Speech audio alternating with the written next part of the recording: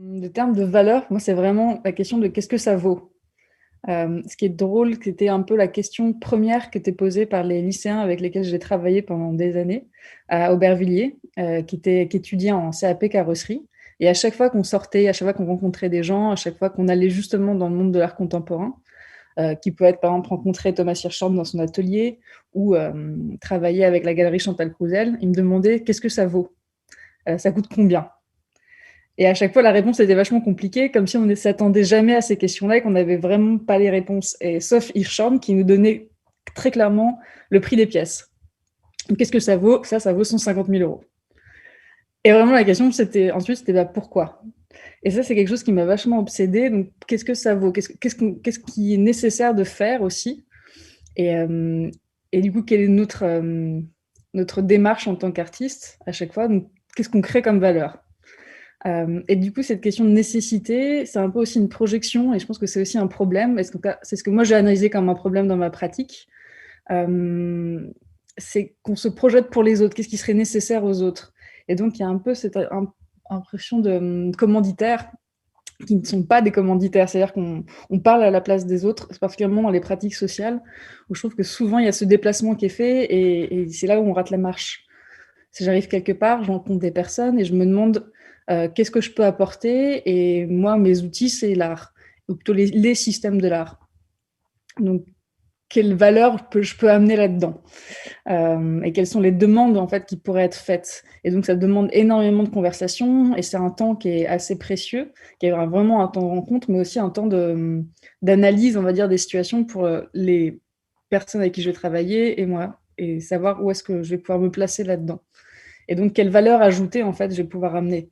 Et ces valeurs ajoutées, pour moi, c'est souvent un rapport de déplacement, et c'est des déplacements du réel dans sa forme poétique, mais c'est aussi,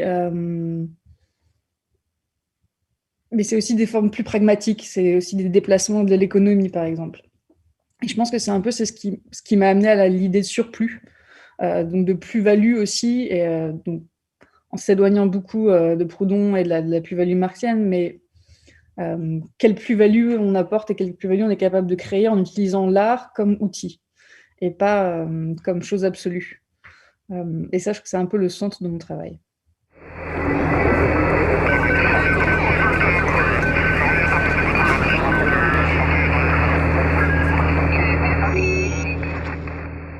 Je crois que dans cette idée de surplus, de plus-value, j'ai un peu négligé et de savoir un peu qu'est-ce que ça vaut, qu'est-ce qui est nécessaire et pour qui on le fait.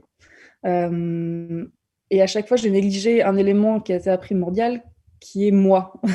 C'est-à-dire que à force de me mettre au service de ce que je crois être au service des autres, il y a comme si je perdais aussi ce que moi j'étais censée faire là-dedans et ce que j'avais envie de faire dans ces pratiques-là. Et, et je pense aussi que tout ce temps, par exemple, de rencontre, tout ce temps de réflexion qui nous permet de comprendre et d'analyser et de mettre des mots sur la valeur qui peut être amenée, et un temps qui est négligé en tant que valeur de travail. Et là, du coup, on repart un peu vers le concept un peu de plus-value marxienne. Euh, Parce que le travail, c'est quelque chose qui ne se chiffre pas, c'est pas une marchandise, c'est l'individu, c'est le vivant. Et mon propre vivant, je l'ai négligé au point d'en faire un burn-out. Donc, j'ai négligé mon propre surplus en vidant, on va dire, toutes les caisses. Et donc, à partir de ce burn-out, c'est ça, comment repartir, comment retrouver un sens et dans l'art contemporain et dans cette idée de travailler avec les autres, pour les autres, et donc plus pour moi, parce que j'ai perdu ce moi.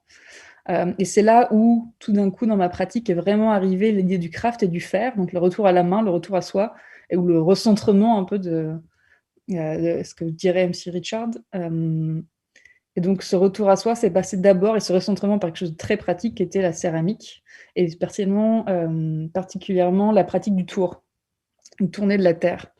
Et donc tourner de la terre, c'est avant tout se recentrer, c'est avant tout centrer une boule de terre déjà, et c'est aussi retourner vers soi et donc se réfléchir. Et pour moi, c'était vraiment un exercice presque méditatif de miroir, de se retourner comme ça et se dire: «Mais où est-ce qu'on va? Et qu'est-ce que moi, je peux apporter comme valeur? Où est ma propre valeur? Et comment je peux survivre dans ce système-là?» En sachant que 80% de ma pratique n'est pas validée, ou en tout cas justifiée en tant que valeur économique. Hem Et donc, qu'est-ce que je préconise? Ce serait peut-être aussi ce retour à soi. Et donc c'est toujours difficile de préconiser quelque chose parce que c'est un peu condescendant dans un sens, de penser par rapport aux autres, pour les autres. Mais ce que je mets de ma propre expérience sur la table, ça serait un peu, voilà, se recentrer pour savoir où est-ce qu'est notre propre nécessité de faire les choses. Pourquoi est-ce qu'on les fait exactement? Et où est ce retour à soi? Voilà. Avant de pouvoir parler pour d'autres ou faire pour d'autres, ou se consacrer aux autres.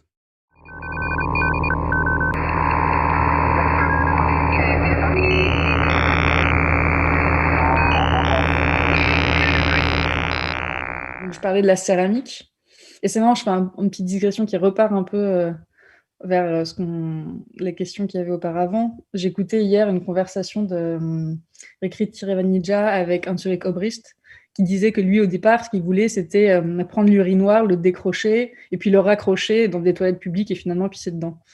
Et j'ai trouvé ça vraiment gonflé de sa part. Et hem et puis finalement, il est arrivé à la conclusion que la meilleure chose à faire, c'était peut-être de le raccrocher dans le musée. Et et je pense que j'ai eu un peu une démarche similaire, non pas contre l'urinoir, parce que finalement, j'ai peu de j'ai pas très envie de me confronter au père d'une certaine manière. C'est pas ce qui m'intéresse le plus. Hem, mais voilà, c'est un peu qu'est-ce qu'on fait avec ces objets du quotidien, d'une certaine manière, avec les ready-made. Et c'est marrant parce que si Rikriti Vernija fait de la terre et après avoir consacré beaucoup de temps à la pêche à la mouche, se consacre au tour également et donc réinclut les céramiques dans son travail. Et c'est un peu ce qui s'est passé pour moi, par exemple, dans l'exposition du surplus, quand justement il y a une pièce particulièrement qui est une série de 100 tasses tournées autour que je fais et que je vends selon une courbe qui a été dessinée par Sophie Crass, qui est une historienne de l'art qui travaille sur l'économie et qui a publié sur ces questions-là, et qui du coup a défini une courbe de prix pour chaque une de ces tasses, qui sont une série donc qui se ressemblent, mais qui sont pourtant toutes faites séparément. Et donc qui sont vendues au premier spectateur arrivé qui prendrait la première tasse, et du coup l'achèterait selon le premier prix de la courbe, qui est en dessous du prix de revient, donc en dessous de ce que ça me coûte en fait de travailler. La seconde tasse est un peu plus chère, donc correspond à un deuxième prix, et ainsi de suite en suivant la courbe, en sachant que la dernière arrive à un prix qui est un prix d'œuvre d'art, entre guillemets, et donc un prix de collectionneur. Et cette pièce est un peu une sorte de métaphore de comment est-ce que je travaille dans les pratiques sociales et quelles sont en fait mes propres économies, mes propres valeurs et la valeur que je pose sur les choses ensuite. Voilà. Et aussi, elle replace à l'intérieur de l'exposition, pour le second public, qui est celui qui ne participe pas en fait au projet social et au projet communautaire sur lequel je peux travailler, d'avoir un accès, et aussi un accès visuel, parce que c'est vraiment souvent ce qui pêche, on va dire, dans ces pratiques-là, de ne pas pouvoir s'accrocher quelque part à un moment donné pour un second spectateur. Et voilà, du coup, d'avoir toutes ces petites métaphores et toutes ces présences aussi de céramique dans l'exposition. L'autre exemple qui reprend ces questions-là serait celui de la collaboration avec Abou Dubaef, dont je parle très souvent et qui a été assez central dans mon travail, et qui est donc initialement une invitation de la Fondation Lafayette à travailler sur une exposition qui s'appelle «Le centre ne peut tenir», et qui me proposait de travailler avec des personnes en exil. Suite à quoi j'ai rencontré un certain nombre d'associations. Un an de recherche se sont mis en place avant de pouvoir commencer à travailler avec Abou Dubaef, qui lui vient d'une association qui s'appelle la Fabrique Nomade et qui travaille essentiellement avec des artisans réfugiés. Et donc, pour ce qui était de Abou, vraiment la question était de en quoi on peut travailler ensemble, et qu'est-ce que la fondation pourrait apporter finalement, tout en utilisant d'une certaine manière l'image que ça peut avoir de travailler en collaboration, enfin un artiste en collaboration avec des personnes en exil et des associations qui font ce travail politique et ce travail de fond. Et donc, ce que j'ai proposé à ce moment-là, c'était que le budget d'exposition serve à créer un contrat salarié pour Abou Dubaef, qui pour le coup travaillerait dans l'exposition. D'abord, l'idée était de travailler dans les structures d'exposition, puis finalement, ça s'est concrétisé sur une pièce qui est une grande table, une sorte de menhir comme ça, posée, qu'on a constitué, designé ensemble et produit ensemble, et qui regroupe, on va dire, l'ensemble des savoirs, voire un peu plus, parce que la table était censée un peu pousser les capacités, les savoirs de Habu, pour qu'il y ait un challenge, pour que l'un et l'autre, pour créer une forme d'excitation aussi dans le fait de se travailler ensemble. Et voilà, donc cette table a été exposée, montrée, et devient un peu le centre de ce qui pourrait être tout ce projet qui vient de Surplus des non-producteurs, qui est un projet toujours en cours, et qui finalement, sur le même principe que la collaboration avec Habu, inclut une dizaine de personnes en exil de différents pays, avec différentes fonctions, mais tous venant du cadre culturel de la production artistique, que ce soit dans le cinéma, le son ou l'art. Voilà. Et donc, qui crée une sorte de collectif qui se retrouve autour l'idée d'un film qui est toujours hypothétique, toujours en fonction, et qui est tourné comme ça depuis quelques années, étape par étape, atelier après atelier.